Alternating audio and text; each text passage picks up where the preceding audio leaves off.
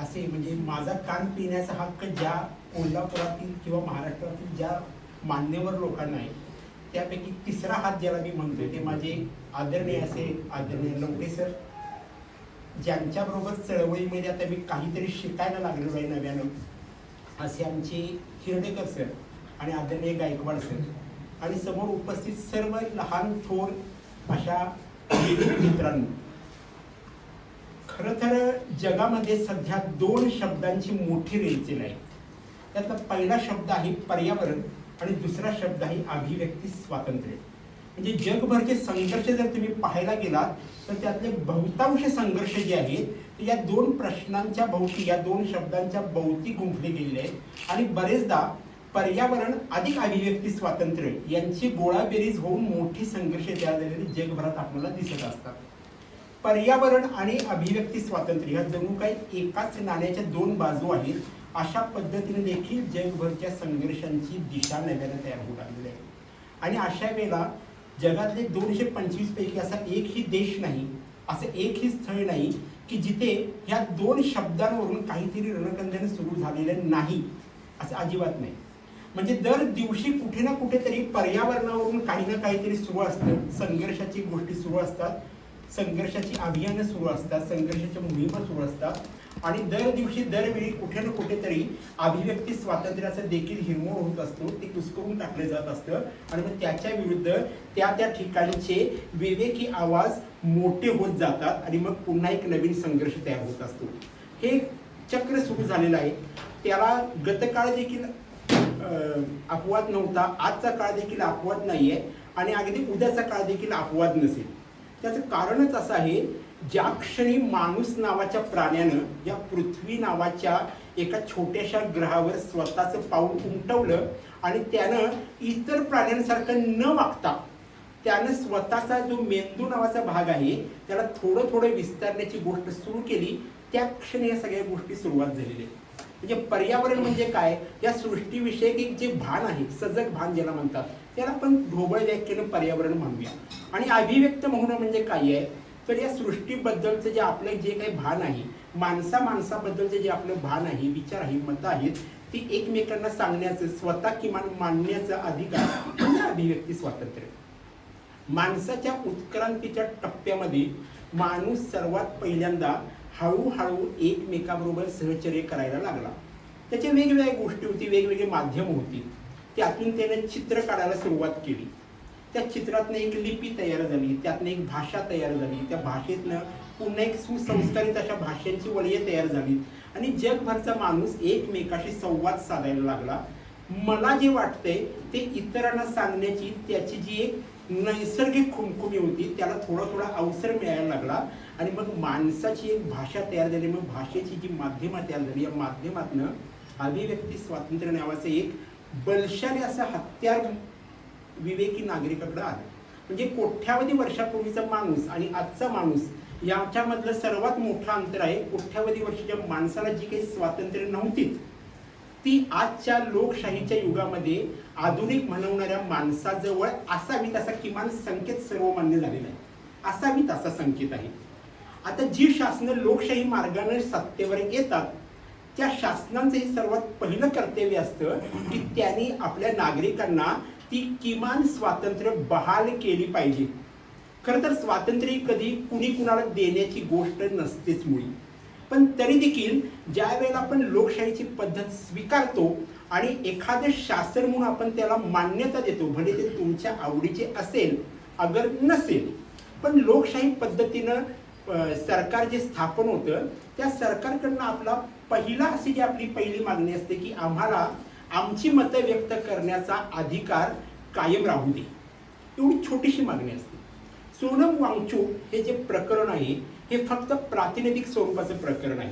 अशी प्रकरण मी मगाशीच म्हटलं तसं दर साल, दर घडी, दररोज ठिकठिकाणी घडत असतात. पण सोनम वांगचुक प्रकरणाचं एक वेगळेपण आहे आणि या वेगळेपणाकडे थोडासा निर्देश करणं मला भाग आहे. की सोनम वांगचुक हे नाव ज्या वेळेला आपण घेतो त्या वेळेला तरुण पिढीमध्ये असो किंवा अगदी आपल्या बुजुर्ग लोकांच्या समोर असो, आपल्याला 2009चा तो सिनेमा आठवतो, रॅन्चो. या सिनेमाचं नाव 3 इडियट्स आहे. त्यातलं जे एक आमिर खानचं जे स्वतःचं हे आहे त्यातलं रॅन्चू नावाचं ते प्रकरण आहे आणि त्याचे ते इन्स्पायर आहे सोनम वांगचूकपासून. म्हणून सोनम वांगचूक बऱ्यापैकी आम्हाला समजली. म्हणजे 2009 सालापूर्वी सोनम वांगचूक कोण याच्याविषयी सर्वजण बऱ्यापैकी अनभिज्ञ होते. त्यानंतर त्या माणसावर थोडासा प्रकाश पडला आणि 2009 सालानंतर सोनम वांगचूक थोडे थोडे लोकांच्या मध्ये यायला लागले. लोकांच्या मध्ये येताना पण त्या माणसानं स्वतःचे वेगळेपण जपण्याच्या ओघामध्ये काही वेगळ्या वेगळ्या गोष्टी केल्या. म्हणजे सुरुवातीचा 2014 ते 2019 हा जो कालखंड आहे मोदींच्या पहिल्या पर्वाचा, त्यामध्ये त्या मोदींच्या पहिल्या पर्वाचे बऱ्यापैकी समर्थक होते.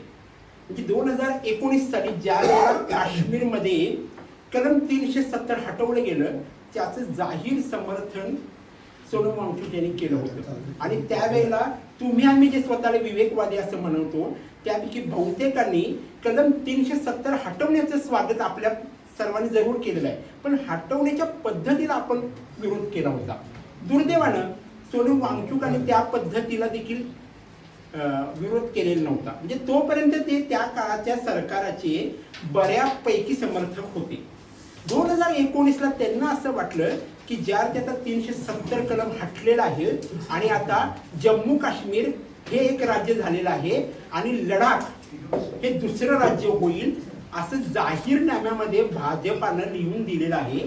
त्या अर्थी यापुढं लडाखच्या जनतेने पाहिलेली सगळी स्वप्न सत्यात उतरवायला आता अवकाश तयार झालेला आहे. अशी त्यांची त्या काळातली एक मनस्थिती होती आणि एक स्वाभाविक होती, नैसर्गिक होती. अगदी स्पष्ट भाषेत बोलायचं तर बाळबोध होते असं म्हटलं तरी काही हरकत नाही. कारण 2019 सालचे ते सोनम वांगचूक आहे. त्यांचं वय तेव्हा बरोबर 52 वर्षाचं होतं. आज सोनम वांगचूक 59 वर्षाचे आहेत. गोष्टी सांगण्याची पद्धत अशी आहे की 2019 साली ज्या व्यवस्थेचे समर्थक होते 2025 साली येता येता त्याच व्यवस्थेनं सोनम वांगचूक यांना कैदेमध्ये टाकावं असे कोणते मोठे फेरफार लडाख या ठिकाणी झाले किंवा जगाच्या पातळीवर भारताच्या पातळीवर झाले हे पाहिलं तर त्या प्रकरणाचं आणि अभिव्यक्ती स्वातंत्र्याचं नेमकी गाठ कुठेतरी आपल्याला सोडवता येणं शक्य आहे. जो काही डोळ्यासमोर ठेवलं होतं सोनम वांगचूकांनी की लडाखचं खूप संपन्नता येईल आणि त्या पद्धतीने तो जाहीरनाम्यामध्ये 2 गोष्टी भाजपने लिहून दिल्या होत्या की एक, लडाखला स्वतंत्र राज्याचा दर्जा देण्यात येईल आणि नंबर 2, परिशिष्ट 6 हे लडाखला लागू करण्यात येईल. 2 महत्वाची आश्वासन होती आणि ज्याच्यावर संपूर्ण लडाखच्या जनतेचं प्रेमच होतं. म्हणजे आज देखील मागणी दुसरी तिसरी काही नाही. सोनम वांगचुकीची तिसरी मागणी काही नाहीये. 2च मागण्या कायम आहेत. लडाखला राज्याचा दर्जा द्यावा आणि नंबर 2, 6वं परिशिष्ट कायम करण्यात यावं. तिसरी जी मागणी आहे तिथे लोकसेवा आयोग असावा आणि चौथी जी एक मागणी आहे की लडाखमध्ये एक विधानसभा किंवा राज्यसभेसारखी जी आहे ते 1-2 खासदार त्यांना हवे. तिसरी आणि चौथी मागणी सरकार मान्य करण्याच्या तयारीमध्ये आहे असं सांगितलं जातं. पण पहिल्या 2 मागण्यांना ज्या मोदी सरकारनं स्वतःच्या जाहीरनाम्यामध्ये लिहून दिलेल्या आहेत त्याला मात्र टाळाटाळ केली जाते आणि मग त्या प्रश्नांवर 2019 सालापासून 2022-23 सालापर्यंत लडाखच्या जनतेनं वारंवार ती आठवण करून दिलेली आहे.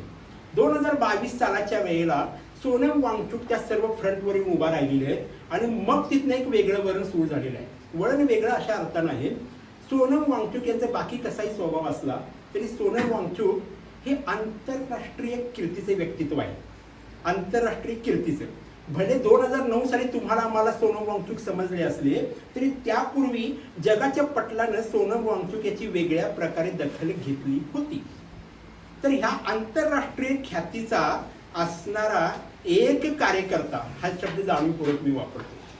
कार्यकर्ता जेव्हा लोकांच्या बरोबर रस्त्यावर येतो तेव्हा शासनाला थोडीफार तरी जाग यावी हा तुमच्या आमच्या सर्वांचा एक छोटीशी आशा असते, अपेक्षा असते. पण शासनानं ज्याला गेंड्याची कातडी चढवून उभा असतं त्याला ते पहिल्यांदा काय करतं, जे पहिल्या 4 गोष्टी करतं त्याच पद्धतीने ते करतं. ते सुरुवातीला त्याची दखल घेत नाही, नंतर दखल घेतली तर त्याला ते उपेक्षेनं टाळतं, नंतर थोडंसं सामोपचारानं त्याला बघतं, नाही झालं तर शेवटी मग तो शेवटचा आपला हत्यार वापरून त्याला जेरबंद करतं. जगभरातल्या सर्व महामानवांच्या बाबतीत जे झालं होतं थोडीफार तशीच प्रक्रिया ह्यांच्या बाबतीत झाली. सोनम वांगचूक यांनी गांधीवादी पद्धती वापरली आणि तिथं सरकारचे पहिल्यांदा डोळे फिरले. सोनम वांगचुक यांनी 2022 साली जर लडाखच्या क्रांतिकारी जनतेला, हा शब्द पुन्हा जाणीवपूर्वक वापरतो, एक मोठं आव्हान केलं असतं. कारण 2022 सालापर्यंत लडाखच्या जनतेमध्ये जी बेरोजगारीचा दर आहे तो आफ्रिकन देशांपेक्षाही मोठा आहे. आफ्रिकन देशांपेक्षाही मोठा आहे. आता जे देशामध्ये बेरोजगारीचा दर आहे तो खूपच मोठा आहे. त्यात लडाखमध्ये तर जास्तच आहे. त्याचं कारण आहे लडाखचं संपूर्ण जीवन जे आहे ते 2 गोष्टींवर आहे. एक आहे पर्यटनावर आणि दुसरं आहे लष्करी सेवेवर. या 2 गोष्टीवर लडाखचं सगळं जनजीवन चालतं.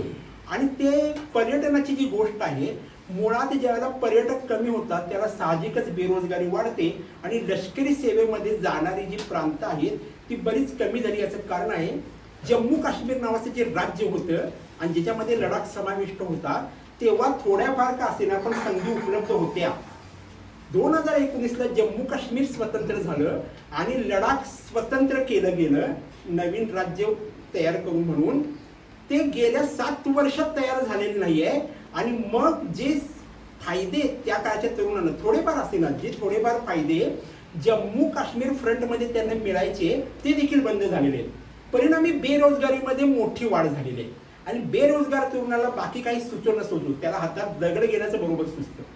त्याला कुणी सोनम वांगचुक असो अथवा नसो, त्याचं कारण असं असतं पोटातल्या आगीला ते दुसरं कुठलं उत्तर शोधत नाहीये. आणि अशी उदाहरणं जगभर आहेत की जगभरचा तरुण क्रायसिसमध्ये ज्यावेळेला सापडतो तर ते इतर काही हत्यार वापरत नाही, तो सरळ दगड उचलतो आणि समोर जी व्यवस्था, जी सिस्टीम असेल त्याच्यावर तो पहिल्यांदा भिरकावतो. ती जी ज्याला म्हणतात की काय म्हणूया आपण, विद्रोही म्हणूया थोडक्यात, विद्रोही झालेली जनता होती. त्यानं लडाखमध्ये जी जाळपोळ केलेली आहे तर जाळपोळचं समर्थन आपल्यापैकी कुणीही करणार नाही, हे खरं आहे. पण जाळपोळ का करावी लागेल आणि त्यांनी कुठं केली ह्याच्याकडे थोडंसं का असेना आपल्याला तपशिलानं पाहावं लागेल. भारतीय जनता पार्टीचं कार्यालय पेटवलं गेलेलं आहे आणि इतर काही सार्वजनिक सेवा ज्या आहेत त्यामध्ये तिने थोडीफार जाळपोळ केलेली आहे. ही गोष्ट खरी आहे, ती मोठी करून दाखवली देखील.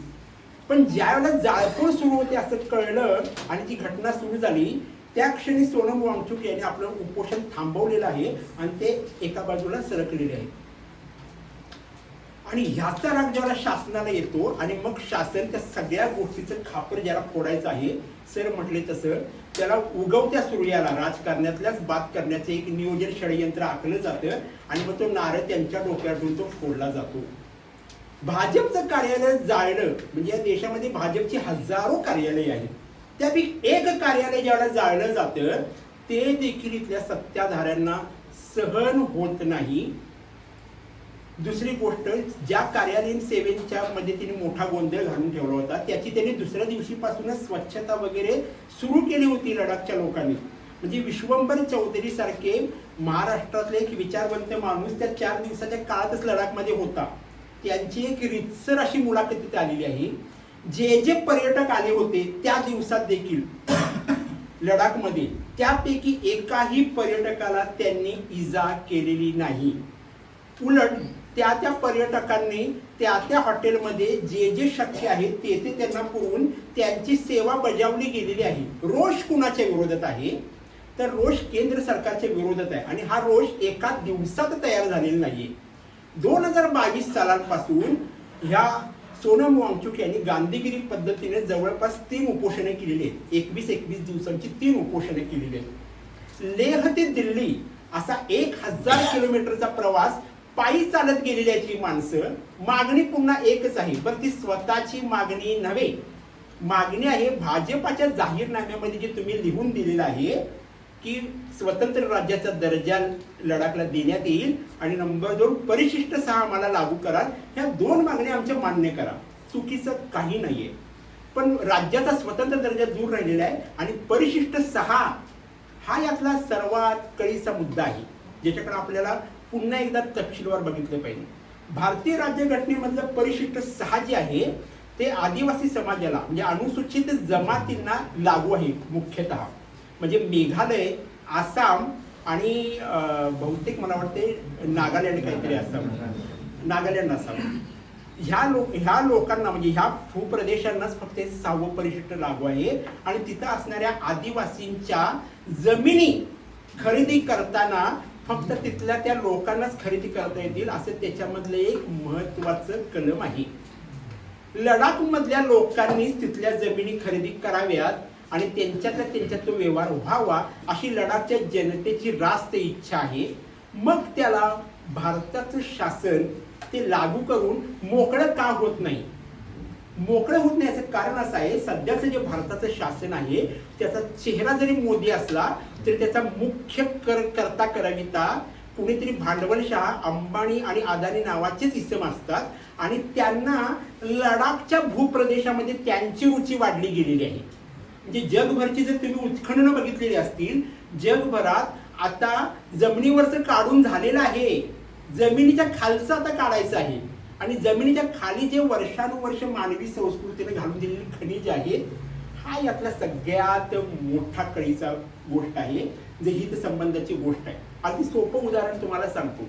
कोल्हापूरच्या शिवाजी पुलापासून तुम्ही रत्नागिरीपर्यंत गेलात, 137 किलोमीटरचा भाग आहे सर. 137 किलोमीटरमध्ये दोन्ही बाजूनं विकासाच्या नावाखाली रस्ते खोदले गेलेले आहेत. हायवे 100 फुटाचा असला तर रस्ता 150 फूट खोदला गेलेला आहे. शेजारचं 50 फूट इकडं 25 फूट तिकडं 25 फूट कोणाच्या हितसंबंधासाठी खोदलं गेलेलं आहे. तिथं असणाऱ्या त्या खनिजाचं सरकारनं काय केलेलं आहे, कधीतरी याची चौकशी झाली का? रस्ता तुम्हाला फक्त चकचकीत दिसेल हो, पण त्या जमिनीच्या खालचं सगळं जे काही वर्षानुवर्ष संचित मानवी जीवसृष्टीनं घालून दिलं होतं, संचित काय म्हणतात एकत्र करून ठेवलं होतं, ते काढलं गेलेलं आहे, त्याच्याकडे फोकस नाही जात. मग जग बॉक्साईट सारखं जगभरची जी अंबानी अदानी सारखी भांडवलशाही वृत्ती असते तिची नजर आता लडाखमध्ये जाऊन पडलेली आहे. लडाखमध्ये पण जमिनी खालचे बऱ्याच गोष्टी असू शकतात, जमिनीवरच्या गोष्टी असू शकतात, पण अंबानी आणि अदानी लडाखचे किंवा जम्मू काश्मीरचे भूमिपुत्र नसल्यामुळे त्यांना तिथं जमिनी खरेदी करता येत नाही. अशा वेळेला कलम 6 ज्याला म्हणतात परिशिष्ट 6 हे काढल्याशिवाय तिथे त्या गोष्टी होत नाही. आणि मग बरोबर 2019 सालापासून ते परिशिष्ट 6 जे आहे ते काढण्याची सुरुवात होते आणि मग भूमिपुत्र अडचणीत येतो. जे सोनम वांगचुक आहे ते राजकारणी आहेतच, पण लडाखचे भूमिपुत्र आहेत आणि या भूमिपुत्राला एक जाणीव अशी आहे की त्याच्या पायाखालची जमीन सरकत आहे. केवळ राजकीय दृष्ट्या नव्हे, राजकीय दृष्ट्या सोनम वांगचुक सारखी व्यक्ती लडाखमध्ये निवडून येईल, ठीक आहे, कदाचित ती कोल्हापूरच्या ठिकाणी निवडून येणार नाही, पण तरी देखील राजकारण्यांना आणि जगभरच्या राजकारण्यांना काही दिशा देऊ शकत असं ते व्यक्तित्व नक्कीच होतं. म्हणजे त्या माणसाची जी ठळक ओळख आत्ता नंतर आपल्याला थोडीफार झालेली आहे, त्या माणसाने एक नापासांची शाळा सुरू केलेली आहे. खरं तर त्या शाळेचा उपयोग आहे की नाही? देशातल्या सर्व राजकीय नेत्यांना त्या शाळेमध्ये दाखला त्वरित करून दिला पाहिजे असं माझं मत आहे. त्याचं कारण असं आहे, 10वी नंतर जी मुलं आत्मविश्वास गमावतात अशा लोकांना आत्मविश्वास देऊन वरचढ करण्यासाठी त्यांनी ती शाळा केलेली आहे आणि ती टोटली स्वयंपूर्ण आहे. इथे शाळेचे रोजचं वेळापत्रक ती मुलं शिकवतात, ती स्वतःचं मंत्रिमंडळ तयार करून ती एक अभिनव कल्पना आहे. जसं गांधीवादी पद्धतीने सोनम वांगचुक केवळ उपोषण करत नाही, तर गांधीजींची नई तालीम नावाचे जे सर्वात मोठं स्वप्न होतं, त्या नई तालीमचा एक छोटासा आविष्कार त्याच्या त्या फाउंडेशन मध्ये तुम्हाला तिथे दिसेल. तेव्हा भारतीय राजकारण्यांना सोनम वांगचुकने ते शिकण्याची गोष्ट होती. सोनम वांगचुक वरवर जरी आम्हाला सगळ्यांना गांधीवादी वाटत असले तरी त्यांच्यामध्ये एक भगतसिंग देखील लढलेला आहे. मी असं का म्हणतो? त्याचं कारण असं आहे, भगतसिंग मृत्यूपूर्वी आहे एक वाक्य महत्वाचं बोलून गेला होता. भगतसिंग असं म्हटला होता की जिवंत भगतसिंगापेक्षा मृत भगतसिंग या ब्रिटिश शासनाला सर्वात जास्त भारी पडेल. आणि अगदी बरोबर हेच वाक्य सोनम वांगचुक यांनी आपल्या उपोषणाच्या वेळेला सांगितलं होतं. जर मला पकडले गेले आणि माझ्या जीवाचं काही बरं वाईट झालंच तर मृत सोनम वांगचुक हा या सत्ताधाऱ्यांना अधिक भारी पडेल. हे केवळ तो बोललेलं नाहीये, कारण 21 दिवसाचं उपोषण आणि त्या थंड हवेच्या ठिकाणी करणं हा विनोदाचा भाग नक्की नाहीये. बरं, तो उपहासाचा भाग नक्की नाहीये, गौरवाचा भाग आहे का? आहे. ह्या माणसानं ज्याला हे ठरवलं होतं की काहीही होऊ दे, मला माझ्या भूमिपुत्रासाठी लढा उभा करायचा आहे, त्याला त्याच्याकडं अभिव्यक्ती स्वातंत्र्य अधिक पर्यावरण या दोन गोष्टींचीच पुन्हा गोळाबेरीज कामाला आली. आणि मग लडाखच्या पर्यावरणासाठी अभिव्यक्ती स्वातंत्र्याचा मुद्दा समोर येतो आणि मग सोनम वांगचुक सगळीकडे पसरतो. हे जे अभिव्यक्ती स्वातंत्र्य नावाचं टूल आहे, म्हणजे भारत 1947 साली स्वातंत्र्य झाला आणि आज या स्वातंत्र्य देशाचं वय आहे 78 वर्षाचं. म्हणजे गांधीजी जितकी वर्ष जगले तितका आता स्वतंत्र भारत जगलेला आहे. 78 वर्षाचा हा स्वतंत्र भारत आहे. ह्या अभिव्यक्ती स्वातंत्र्याची कायदेशीर व्याख्या वगैरे सांगण्यात काही अर्थ नाही. तुम्ही फाउंडेशनची लोक आहात, मुलं आहात, तुम्ही ते रितसर भारतीय संविधानामध्ये वाचू शकता. म्हणजे मला लिहिण्याचं, बोलण्याचं, कृती करण्याचं स्वातंत्र्य हवं. त्या स्वातंत्र्याला दिलेली जबाबदारी जी आहे की मी ते राष्ट्राच्या विरोधामध्ये काही वापरणार नाही, गैरप्रकार करणार नाही, यातनं ते अभिव्यक्ती स्वातंत्र्य ठरतं. पण उदाहरण जर द्यायचं झालं असलं तर एक काळ हा भारत असा होता अभिव्यक्ती स्वातंत्र्याच्या बाबतीत. या देशाचा पहिला पंतप्रधान ज्याला म्हटलं जातं ते पंडित जवाहरलाल नेहरू एका सभेमध्ये उभे होते आणि सभेमध्ये भाषण ठोकल्यानंतर ते सभेच्या सभास्थानावरून खाली निघत असताना एका देशी बाईनं, म्हणजे साध्या बाईनं पंतप्रधानाची गळपट्टी धरली होती आणि तुझ्या लोकशाहीने मला काय दिलं असा थेट सवाल विचारला होता.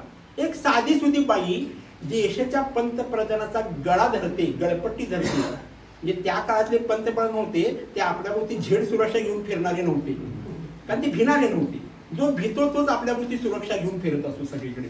आणि नेहरू निर्भय होते, कारण ते ज्याचा वारसा सांगतात ते गांधीजी निर्भय होते. तर नेहरूंची गळपट्टी धरल्यानंतर नेहरूंच्या बाईला सांगितलेलं आहे की स्वतंत्र भारताच्या प्रधानमंत्र्याची गळपट्टी धरण्याचं स्वातंत्र्य तुला मिळालेलं आहे, हेच अभिव्यक्ती स्वातंत्र्य आहे. त्या स्वातंत्र्याचा तिसरा अर्थ काही नाहीये. ही घटना होऊन जवळजवळ 60 वर्ष होऊन गेलेली आहे. म्हणजे 60 वर्षानंतर माणसाची समज थोडी वाढते असं म्हणतात. आजच्या पंतप्रधानाच्या गळ्याला जर कुणी हात घातला तर, म्हणजे थोडी कल्पना केली तर देखील तुम्हाला एक छान की तुरुंग भेटेल. सोनम वांगचुकचा दोषच हा होता की जगभरचे विचारवंत असे सांगतात की एक शाळा उघडली तरी एक तुरुंग बंद होतो. हे जगभरचं तत्वज्ञान आहे. सोनम वांगचुक यांनी शाळा उघडली आणि इकडे सरकारने त्यांच्यासाठी तुरुंग उघडा केलेला आहे. जगभरचं तत्वज्ञान जणू काही फोल आहे असं या सरकारनं आपल्या मनामध्येच ठरवून टाकलेले की आहे की काय, अशा पद्धतीचा हा व्यवहार आहे. म्हणजे ज्या माणसाला जागतिक शिक्षण तज्ञ असं म्हटलं जातं, ज्या माणसाचं पर्यावरणाचं काम हे जागतिक पातळीवर स्वीकारले गेलेलं आहे. मगाशी या मुलीने जर त्यांचा आईस नावाचा जो त्यांचा प्रोग्राम सांगितला गेलेला आहे तो आता स्वित्झर्लंडने स्वीकारलेला आहे. स्वित्झर्लंडचा आणि भारताचा संबंध केवळ त्या बँकेपुरती नाही हो. सोनम वांगचुक याचं तंत्रज्ञान जेव्हा स्वित्झर्लंड स्वीकारतं तर त्या माणसाची ताकद देखील तुम्हाला कळली पाहिजे ना. तो आईस तूप जर स्वित्झर्लंड स्वीकारत असेल म्हणजे ती गंमत अशी आहे की भरभर पाणी येतं आणि वाहून जायचं आणि मग उन्हाळ्याच्या काळामध्ये पाणी मिळायचं नाही. आणि ह्या संशोधक असणाऱ्या सोनम वांगचुक यांनी छोटासा प्रयोग केला. जसा तो रॅन्चो सिनेमात प्रयोग करतो तसा हा देखील प्रयोग करतो. आणि तो प्रयोग जे तापमान आहे, लडाखचं जे तापमान आहे ते उणे 15 उणे 20 असंच असतं. आणि अशामध्ये पाणी हवेवर एका वेगानं फेकलं की ते हवेतल्या हवेमध्ये बर्फ होतं, इतकी त्याची ताकद आहे. आणि तो सगळा प्रयोग त्यांनी केला आणि शंकू स्तरावर तो आईस स्तूप तयार केला. म्हणजे पहिला स्तूप जो त्यांनी केला होता तो जवळजवळ 60 मीटरचा होता आणि त्याच्यामध्ये 1,84,000 लिटर पाणी मावलेलं आहे. म्हणजे 1,84,000 लिटर पाणी साठवून ठेवलं गेलं आणि ते तब्बल 16 महिने तसंच राहिलेलं आहे. आणि मग त्यातून ते संशोधन पुढे गेलं, ते जगमान्य पावलं आणि मग लडाखच्या जनतेचा पाण्याचा प्रश्न सुटलेला आहे. पाण्याचा प्रश्न जरी सुटला असला तरी लडाखच्या जनतेचा शिक्षणाचा एक प्रश्न होता. म्हणजे 8वी पर्यंत लडाखची जनता जी आहे ती उर्दूमध्ये शिकते आणि 9वीला त्यांचे सगळे जी गोष्ट होता ते इंग्रजीमध्ये सुरू व्हायची आणि मग मुलांची अचानक भंबेर उडायची. म्हणजे लडाखच्या शिक्षणाचा जो प्रश्न असा तयार झाला होता की 10वीमध्ये 95% मुलं फेल व्हायची. हा 95% म्हणजे काही सोपी गोष्ट नाही ना. आणि मग ह्यापैकीच एक सोनम वांगचुक नावाचा मुलगा आहे जो 8वी पर्यंत उर्दूमध्ये शिकतो आणि 9वीला एकदम अंग्रेजी आल्यानंतर तो पण भांबावतो. त्याला कळतं की सिस्टीममध्ये दोष आहे. सिस्टीम बदलण्यासाठी तो सुरुवात स्वतःपासून करतो आणि मग तो एक नवीन प्रणाली समोर येऊन ठेवतो. ते त्याचं आहे न्यू होप नावाची गोष्ट. जी मगाशी तुम्हाला म्हटलं ती शिक्षण संस्था तो उभी करतो. त्यातनं त्यानं काय केलं, प्रवास इतका छोटा सुरू झाला होता की 95% जिथं मुलं नापास व्हायची ते प्रमाण आजच्या दिवशी केवळ 18% येऊन थांबलेलं आहे. लडाखचं त्या भूमिपुत्रानं सोनच करून टाकलं ना. पाण्याचा प्रश्न संपवला, शिक्षणाचा प्रश्न संपवला. आता तिसरा मोठा प्रश्न ज्यावेळेला त्याच्या डोक्यामध्ये आला त्यावेळेला मात्र तिची ज्याला म्हणतात विद्रोहाची जाग व्यापक प्रमाणावर सुरू झालेली आहे. परिशिष्ट 6 ज्या वेळेला काढून टाकण्यात आलं आणि लडाखच्या जमिनीवर अदानी आणि अंबानीसाठीचे कारखाने रचण्यासाठीच्या जागेची मागणी होऊ लागली तेव्हा सोनम वांगचुक यांना सिस्टीमचा खरा चेहरा पहिल्यांदा कळाला. आणि मग ज्या सिस्टीमचे ते कौतुक करत होते, अगदी परवापर्यंत पण तिने कौतुक केलेलं आहे. म्हणजे सोनम वांगचुकवर जे वेगवेगळे आरोप केले गेलेले होते त्यात ते पाकिस्तानचे एजंट असा एक महत्वाचा आरोप आहे. त्याचं कारण पाकिस्तानमधल्या एका परिषदेला ते गेले होते हेच गोष्ट आहे. खरं तर परिषदेमध्ये जाऊन त्यांनी आपल्या प्रधानमंत्र्याचं कौतुक केलेलं आहे. खरं तर सोनम वांगचुकला जर त्याच्याबद्दल दोष ठरवायचा असेल तर सोनम वांगचुक यांनी ज्यांचं कौतुक केलेलं आहे त्यांना काय म्हटलं पाहिजे, दोष त्यांच्याकडे पण गेला पाहिजे. कारण तुमचं कौतुक करण्यासाठी तो माणूस इथून तिकडे गेलेला आहे. बरं, इथून तिकडे जाण्यासाठी लागणारा विजा तुम्हीच दिलेला आहे, येण्या जाण्याचा सगळा कार्यक्रम तुम्हीच ठरवलेला आहे. एवढी सगळी सोपी गोष्ट आहे की ते सगळे तिथले व्हिडिओ सोनम वांगचुक यांनी युट्यूबवर अपलोड केलेले आहेत. काय लपून ठेवले का? लपून काही ठेवलेलं नाहीये. पण सत्तेला जोवर तो मनुष्य प्रश्न विचारत नाही तोवर तो खूप प्रिय होता, खूप लाडका होता. आणि जेव्हा तो सत्तेला प्रश्नचिन्ह करायला जातो त्याला सोनम वांगचुक अचानक पाकिस्तानचा एजंट होतो आणि अचानक त्याच्या नावासमोर एक सर्वात घातकी शब्द चिकटवला जातो, देशद्रोही. हा सर्वात घातकी शब्द आहे. म्हणजे या देशामध्ये मतमतांतर होऊ शकतात की नाहीत, मतमतांतरे होऊ शकतात. जी माझं वैयक्तिक उदाहरण सांगतो. 2014च्या पूर्वी मोदी सत्तेवर येऊ नयेत म्हणून मी वृत्तपत्रातून 64 पत्र मोदींच्या विरोधात लिहिलेले. 64 पत्र लिहिले. ही माझी मतमतांतर आहे. म्हणून मोदी सत्तेवर आल्यानंतर उमेश चव्हाण जर देशद्रोही म्हणणार असाल तर मोदीच्या सत्तेचा सर्वसामान्य माणसांचा फायदा काहीच नाही याच्यामध्ये. मतमतांतर आहेत. आज देखील कित्येकांना गांधीजी आवडत नाहीयेत. आज देखील म्हणतोय, म्हणजे मी स्वतः गांधीजींच्या चरित्राचा लेखक आहे म्हणून सांगतो. सर्वांचं सर्व काही पटेल असं नक्कीच काही नसतं. पण एखाद्याचं मत पटलं नाही म्हणून त्याला ते जाहीर करायचं नाही, मांडायचं नाही, त्याच्यावर संवाद कृती करायची नाही. असं म्हटलं की दडपणूक तयार होते आणि त्या दडपणुकीच्या विरोधात जेव्हा आवाज तयार होतो तेव्हा ते अभिव्यक्ती स्वातंत्र्य बनतं. म्हणजे एका इंग्लिश कवीचं बहुतेक विचारवंत असावे, सर मला दुरुस्त करतील, तो असा म्हटला होता की तुझं मत मला मान्य नाही पण ते मत मांडण्याचा तुझा अधिकार मला मान्य आहे आणि तो तू सिद्ध करण्यासाठी मी तुझ्या बरोबर जिवंत मरायला देखील तयार आहे. इथपर्यंत ज्या वेळेला अभिव्यक्ती स्वातंत्र्याची उदारता दाखवली जाते त्याला समोरच्या बाजूकडनं देखील थोडीफार आपल्याला तीच अपेक्षा असते ना, थोडीशी उदारता हवी. उदारता कशा बाबतीत हवी की आम्हाला आमच्या विरोध करण्याची गोष्ट असू द्या. सगळीकडे जगभरामध्ये उजव्या शक्तीने ज्याला कहर मांडलेला आहे, भारत देखील त्याला अपवाद नव्हता. पण सरांनी काल एक छोटीशी गोष्ट आली आणि एका महिलेला कालच जागतिक शांततेचे नोबेल पारितोषिक मिळाले आणि याबद्दल तुमच्या सर्वांच्या मनामध्ये एक गोड सुखद अशी लहर पसरून गेली. पण त्याच कालच्याच दिवसामध्ये एक वाईट गोष्ट पण महिलांच्या बाबतीमध्ये घडलेली आहे ज्याचा मुद्दा पुन्हा अभिव्यक्ती स्वातंत्र्याशी जोडतो. ती घटना अशी आहे, तालिबान राजवटीचे एक नेते भारताच्या दौऱ्यावर सध्या आहेत. त्यांची काल पत्रकार परिषद होती आणि त्या पत्रकार परिषदेमध्ये त्यांनी स्पष्टपणे सरकारला भारतीय सांगितलं होतं की माझ्या पत्रकार परिषदेमध्ये पत्रकार म्हणून महिला पत्रकारांना बंदी असायला हवी.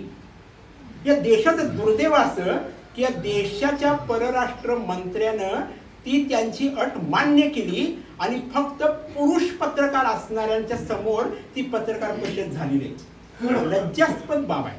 म्हणजे काल एका महिलेचा गौरव तुम्ही आम्ही सर्वजणांनी ऐकला आणि काल भारतीय महिलांचा अवमान देखील तुमच्या आमच्या समोर घडलेला आहे. अभिव्यक्ती स्वातंत्र्य, पत्रकारांच्या अभिव्यक्ती स्वातंत्र्याचा तो मुद्दा आहे की नाहीये, पत्रकारी व्याख्या देखील बाजूला ठेवू, एका महिलेचाच अवमान त्याच्यामध्ये आहे की नाहीये. आणि त्या पत्रकार परिषदेमध्ये हजर असणाऱ्या त्या पत्रकारांना देखील लांछन वाटलं पाहिजे स्वतःचं. त्याचं कारण असं आहे, पत्रकार म्हणून तुमच्या बरोबर उभी असणाऱ्या ती महिला सहकारीला प्रवेश नाकारला जातो आणि तुम्ही अक्षरशः आत जाऊन स्वतःची गुलामी स्वीकारता. त्यावर पत्रकार म्हणून तुम्ही नालायक ठरलेला असता त्या ठिकाणी.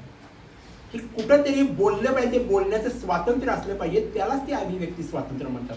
अभिव्यक्ती स्वातंत्र्य केवळ 19 कलम एवढी पुरती मर्यादित नाही, किंवा मानवाधिकार अधिकारांच्या मधले 19 कलम हे देखील अभिव्यक्ती स्वातंत्र्य नाही. अभिव्यक्ती स्वातंत्र्याची गोष्ट कशी आहे, त्याच्यावर जबाबदारी आहेत, त्याला पथ्य आहेत, त्याला एक योग्य वातावरण करण्याची जबाबदारी दुहेरी पार्टीची आहे. दुहेरी पार्टीची म्हणतो मी. जर मोदींना वैचारिकदृष्ट्या विरोध करत असेल तर मोदींना देखील मला वैचारिकदृष्ट्या विरोध करण्याचा तितकाच अधिकार आहे, हे मला देखील मान्य असलं पाहिजे.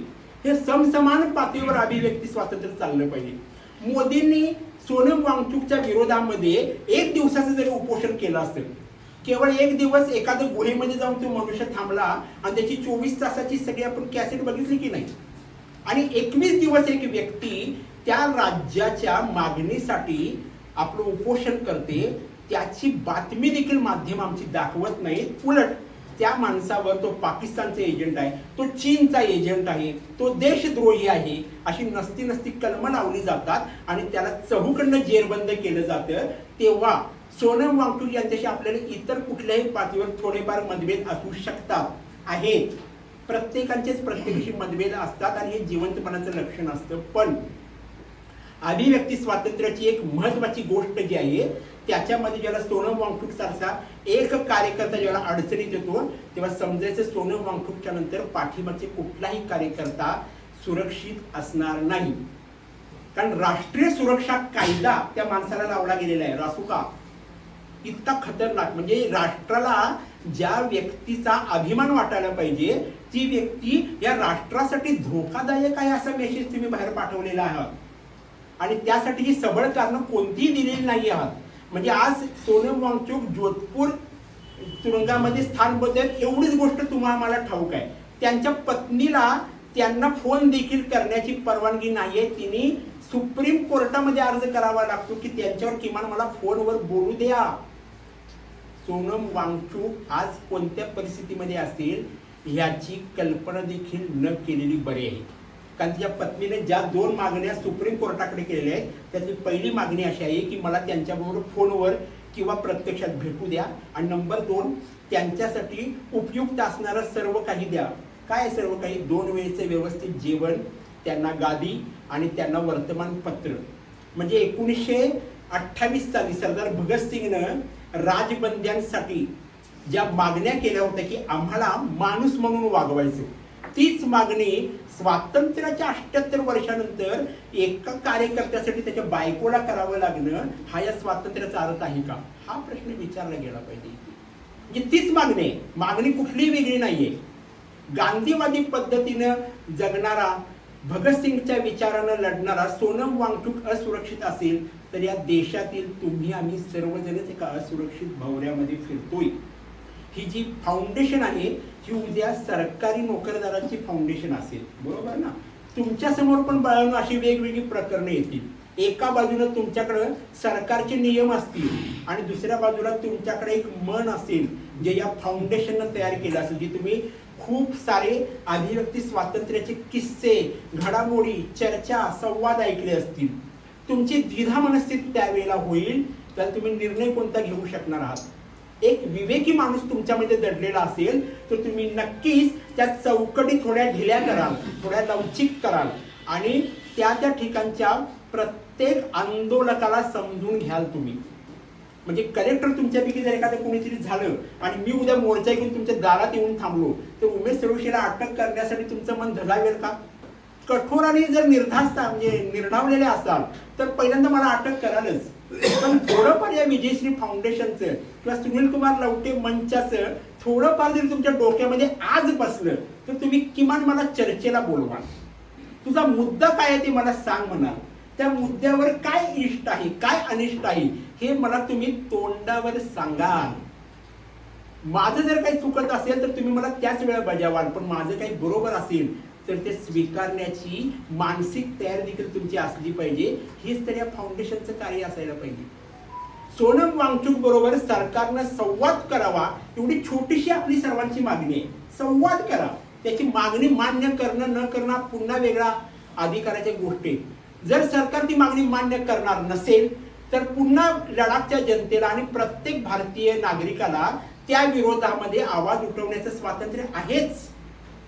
सोनम वांगचुकाची जर मागणी या राष्ट्राच्या हिताच्या विरोधात, भारत देशाच्या सार्वभौमाच्या विरोधात, भारताच्या सुरक्षेच्या विरोधात असेल तर त्याची सबळ कारणं आणि सबळ पुरावे या देशाच्या पंतप्रधानाला आणि या देशाच्या गृहमंत्र्याला लोकांसमोर उघड करता आली पाहिजे. जर तुमच्याकडे तेवढं सबळ कारण आहे की सोनम वांगचुकाला तुम्ही कोणत्याही कारणाशिवाय अटक करू शकता, तर तुमच्या मनामध्ये लबाडे आहे असा सर्व भारतीयांचा ग्रह असेल आणि मग आम्ही सर्वजण एक सोनम वांगचुक आत गेला असला तरी बाहेर हजारो आणि लक्षावधी सोनम वांगचुक तयार आहेत. तुरुंग कमी पडतील. त्याचं कारण असं आहे, ज्याला एक सोनम वांगचुक एका तुरुंगामध्ये प्रवेश करतो तो त्या तुरुंगाची देखील शाळा करायला गप्प बसणार नाही. आणि त्या तुरुंगाच्या शाळेमध्ये असणारे त्याच्याबरोबरचे विद्यार्थी बाहेरच्या जगामध्ये कुणीतरी लवटी असतात, कुणीतरी हिरडेकर असतात, कुणीतरी जॉर्ज क्रूस असतो, कुणीतरी उमेश सूर्यवंशी असतो. म्हणून येत्या सोमवारी आपण कोल्हापूरच्या कलेक्टरांच्या समोर एक मोर्चा घेऊन जातोय. तो मोर्चाचं स्वरूपच असं आहे की सोनम वांगचुक यांना जी अटक केली आहे सरकारने, ती अटक त्वरित बाजूला करावी आणि सोनम वांगचुक यांना मुक्त करावी. एवढी छोटीशी मागणीसाठी आपण कलेक्टरना भेटणार आहोत. कलेक्टर ही सिस्टीम देखील सरकारचीच सिस्टीम आहे. विरोध जो करायचा आहे तो सरकारलाच करायचा आहे, पण त्या सिस्टीम मध्ये लोकशाही यंत्रणेच्या आपले जी सर्व न्याय बाजू आहेत त्याच्यामध्ये राहूनच करायचं आहे. त्यामुळे तुम्हाला शक्य असलं, त्याविषयी शक्य झाल्यास म्हणजे पुरुष सरांना माझी विनंती असेल की या मुलांना जर जाहीर धडा द्यायचा असेल तर त्यासारखं सुंदर ठिकाणच नसेल. दसरा चौकामध्ये येत्या सोमवारी 11 वाजता तुम्ही आलात सोनम वांगचुकसाठी तर या व्याख्यानाचं फलश्रुती झाली असे समजेल. नाही आलात, मनात खतखतलात तरी देखील फलश्रुतीच आहे. कारण उद्याचा सोनम वांगचुक मी तुमच्यामध्ये पाहतो. तयार राहा. रात्र वैद्याची आहे.